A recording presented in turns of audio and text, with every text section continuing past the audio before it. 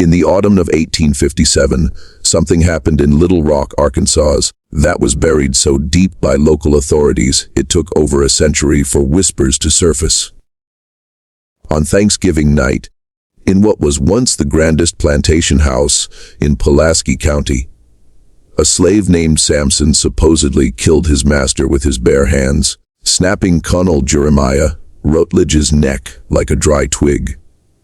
But here is what makes this story different from other tales of slave rebellion. Witnesses claimed Samson's strength that night was inhuman. Strong enough to crush a man's skull with one hand, to bend iron tools into pretzel shapes, and to leave handprints pressed so deep into oak beams they're still visible today. The official records were sealed, the witnesses silenced, and the entire incident was scrubbed from local newspapers. What really happened on Rutledge Plantation that Thanksgiving? And why did 3 separate county officials spend the rest of their lives claiming that what they saw that night defied all natural explanation? Before we continue with the story of Samson and the secrets buried beneath Rutledge Plantation, if you're fascinated by these forgotten chapters of American history, hit that subscribe button and let us know in the comments what state you're listening from, because tonight's tale might be closer to your hometown than you think. The story begins in the heart of Arkansas Territory, 20 miles south of Little Rock, where the Arkansas River carved its lazy path through some of the richest bottomland cotton country in the South. By 1857, Rutledge Plantation had grown to encompass over 3,000 acres, worked by nearly 200 enslaved souls who lived in the shadow of Colonel Jeremiah Rutledge's imposing Greek Revival mansion. Rutledge himself was a man of contradictions. A Massachusetts-born lawyer who'd moved south in his 20s, drawn by the promise of easy wealth in cotton speculation. Unlike many plantation owners born into the system, Rutledge had chosen it, and, perhaps because of that choice, he ruled his property with a methodical cruelty that shocked even his neighbors. He kept meticulous records of punishments, maintained detailed breeding charts for his human property, and was known throughout Pulaski County for his scientific approach to slave management. In 2 distinct quarters lived the enslaved community at Rutledge Plantation. The field hands lived in rough-hewn cabins near the river, and the house servants lived in slightly better accommodations closer to the main house. It was a world of whispered conversations, hidden knowledge, and survival strategies passed down through generations. The older slaves spoke of better times under Rutledge's predecessor, a gentler man who'd sold out when the colonel arrived with northern capital and southern ambitions. Among this community, Samson stood apart. Not because of his size, though at 6'4", he towered over most men of his era, but because of his strange history. Rutledge had purchased him 3 years earlier from a bankrupt plantation in Louisiana, and the bill of sale listed unusual details: strong constitution, unusual physical capabilities, possible medical anomaly. Buyer assumes all risks. The seller, a Frenchman named Baudrox, had been eager to part with Samson, despite his obvious value as a field hand. Samson never spoke of his previous life, but the other slaves noticed things. He could work 16-hour days in the cotton fields without showing fatigue. He could lift cotton bales that normally required 2 men. His hands, when examined closely, showed calluses so thick and developed they looked almost like horn. The plantation blacksmith, an enslaved man named Jupiter, swore that Samson could bend horseshoes with his bare hands, though he was careful never to display such abilities where the overseer might see. But it wasn't just physical strength that set Samson apart. There was an intelligence in his eyes, a literacy carefully hidden that suggested education far beyond what any slave was permitted to possess. Late at night, some claimed to see him scratching cymbals in the dirt outside his cabin. Not English letters, but something else entirely, something that looked almost like formulas.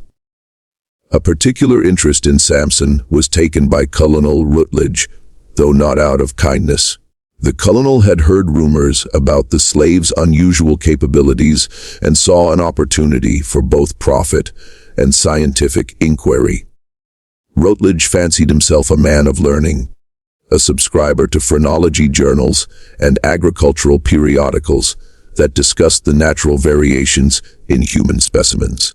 He began conducting what he called strength assessments on Samson, timing his work, measuring his output, and documenting his capabilities in leather. Bound journals kept locked in his study. These sessions took place in the plantation's old carriage house, away from prying eyes. Rutledge would have Samson lift increasingly heavy objects, anvils, tree trunks, even sections of iron machinery, while he took notes and made calculations. The colonel was particularly fascinated by what appeared to be Samson's ability to work without fatigue, often pushing him for hours beyond the point where normal men would collapse. By the autumn of 1857, these assessments had taken on a darker tone. Rutledge had begun inviting guests to witness what he called his demonstrations. Wealthy planters from neighboring counties who came to see the slave who could allegedly perform feats of impossible strength. Some of these demonstrations involved lifting contests. Others required Samson to bend iron bars or break thick wooden planks with his bare hands. But as Thanksgiving approached, something began to change in Samson's demeanor. The other slaves noticed it first, a tension in his movements, a distant look in his eyes, as if he were calculating something. Jupiter, the blacksmith, later told investigators that Samson had begun asking strange questions about the plantation's layout, about Colonel Rutledge's habits, about which of the house servants had access to which parts of the mansion. The Rutledge household was preparing for what the colonel planned to be his grandest Thanksgiving celebration. Yet, he'd invited over 40 guests from as far away as Memphis and New Orleans, including several who'd specifically requested to see his remarkable specimen. The menu had been planned for weeks, with special delicacies ordered from as far away as Baltimore. Most importantly, Colonel Rutledge had planned a special after-dinner demonstration featuring Samson, one that he promised would astound his guests and cement his reputation as Arkansas's most forward-thinking plantation owner. What Rutledge didn't know was that Samson had been listening. The house servants, moving invisibly through the mansion as they prepared for the celebration, had overheard conversations about the planned demonstration. More disturbing still, they'd glimpsed some of Colonel Rutledge's private journals, left carelessly open in his study. The entries they'd seen spoke of terminal experiments and ultimate strength limitations and acceptable losses in the name of scientific advancement. As Thanksgiving Day 1857 dawned crisp and clear over the Arkansas bottomlands, both Colonel Rutledge and Samson were making their final preparations. Neither man knew that before the night was over, one of them would be dead, and the other would vanish into the Arkansas wilderness, leaving behind only questions that would haunt Pulaski County for generations to come. November 26, 1857, began like any other Thanksgiving at Rutledge Plantation. But for those who knew where to look, the undercurrents of tension were impossible to ignore. By dawn, the mansion's kitchen was alive with frantic preparation as house slaves worked under the watchful eye of Molly Kittredge, the head cook, preparing a feast that would seat 50 guests in the plantation's grand dining room. Samson had been assigned to help prepare the grounds, setting up additional seating on the mansion's wraparound veranda and ensuring the oil lamps were properly filled and positioned for the evening's entertainment. But those who worked alongside him noticed something different. an economy of movement, as if he were conserving his strength for something specific. His usual willingness to take on the heaviest tasks had been replaced by a careful calculation of effort that seemed almost strategic. Colonel Routledge spent the morning in his study, reviewing his notes and preparing for what he'd privately dubbed the grand demonstration. His journals from that day, discovered decades later during the mansion's demolition, revealed his excitement about showing his guests what he believed would be the ultimate proof of his theories about human physical limitations. The final entry, written in his careful script that morning, read, "Today I shall push the specimen beyond all previous thresholds. Science demands nothing less than complete understanding." The guests began arriving around noon, their carriages creating a steady stream along the plantation's oak-lined drive. Among them were some of the most prominent names in Arkansas society. Judge Cornelius Dillingham from Little Rock, plantation owner Samuel Vaughn from Helena, and Dr. Nathaniel Payton, a physician from Memphis who'd gained notoriety for his writings on racial physiognomy. But the guest who drew the most attention was Professor Emanuel Voss, a German immigrant who claimed expertise in what he called physical anthropology and who had traveled from as far as St. Louis to witness Rutledge's famous slave. As the afternoon progressed and the guests enjoyed their pre-dinner drinks on the veranda, Samson continued his preparations with the methodical precision of a man following a carefully rehearsed plan. Jupiter the blacksmith later told investigators that when he tried to engage Samson in conversation around 300, the larger man had looked at him with eyes that seemed to see right through him, as if his mind were somewhere else entirely. The dinner itself proceeded without incident. The guests feasted on roasted turkey, sugar, cured ham, cornbread stuffing, and an array of seasonal vegetables, all prepared by skilled hands who moved invisibly between kitchen and dining room. The conversation flowed as freely as the wine, with discussions of cotton prices, territorial politics, and the growing tensions between North and South that would explode into war just 4 years later. But as the evening wound toward its climax, Colonel Routledge stood to address his guests, his face flushed with wine and anticipation. "Gentlemen," he announced, his voice carrying over the murmur of conversation, "tonight you will witness something that challenges everything we thought we knew about the limits of human capability. My specimen, Samson, will demonstrate feats that would have been considered impossible just a generation ago." The guests followed Routledge out to the old carriage house, their voices excited and skeptical in equal measure.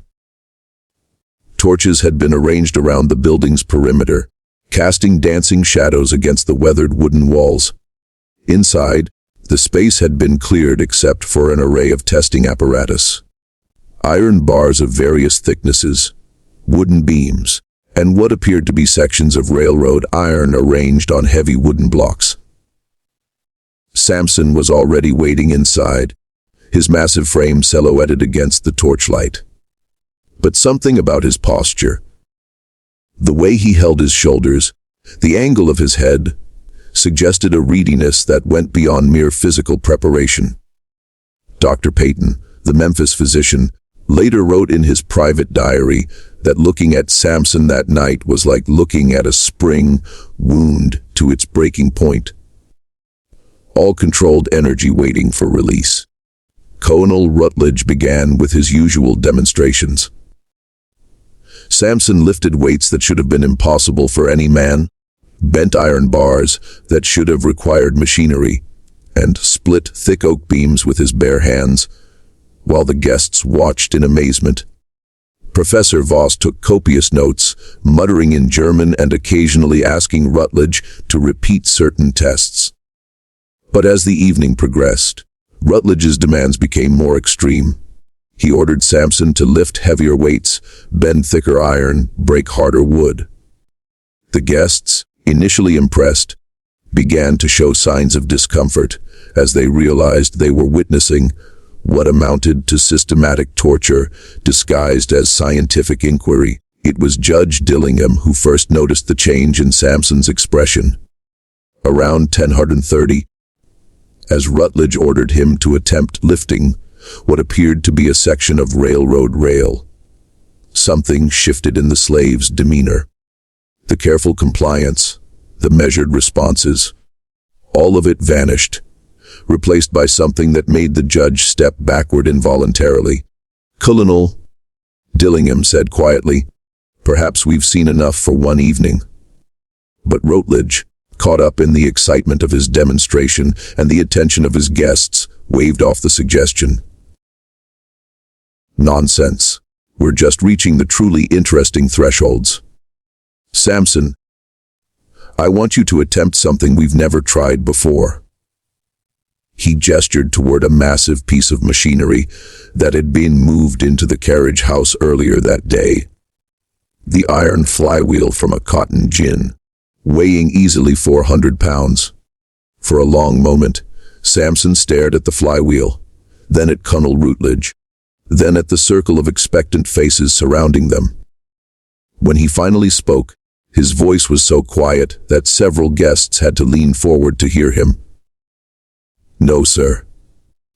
The simple refusal hit the gathering like a physical blow. In the antebellum South, a slave's direct refusal of a master's command was unthinkable. A violation so complete it demanded immediate and violent response. But something in Samson's tone, in the way he held himself, gave everyone pause. Colonel Rutledge's face went through a spectrum of emotions: surprise, anger, and finally a cold fury that his guests had never seen before. "What did you say?" I said, "No, sir." Samson's voice was still quiet, but there was something underneath it now. Something that made Professor Voss stop writing in his notebook and Judge Dillingham take another step backward. "You will do as I command," Rutledge said, his voice tight with rage, "or you'll face consequences that will make our previous sessions seem like gentle encouragement." For a moment that stretched into eternity, the two men faced each other across the torchlit space. Then Samson smiled, and several of the witnesses later swore that they'd never seen an expression more terrifying in their lives. "No, sir," he said one final time. "I don't believe I will." What happened next unfolded with a speed that left most witnesses struggling to process what they'd seen. Samson moved toward Colonel Rutledge with the fluid grace of a man half his size, covering the distance between them in 3 impossibly quick strides. Rutledge had time to raise his hands defensively, time to open his mouth in what might have been a shout or a plea, but no time to escape what was coming, the sound that followed. Described by multiple witnesses as resembling a thick branch breaking in a strong wind, would haunt everyone present for the rest of their lives. Colonel Jeremiah Rutledge, master of 3,000 acres and nearly 200 human souls, died instantly as his neck snapped with an audible crack that seemed to echo in the sudden silence. But it wasn't just the killing that terrorized the witnesses. It was the ease of it. Samson had killed his master with no more effort than a normal man might use to break a stick for kindling.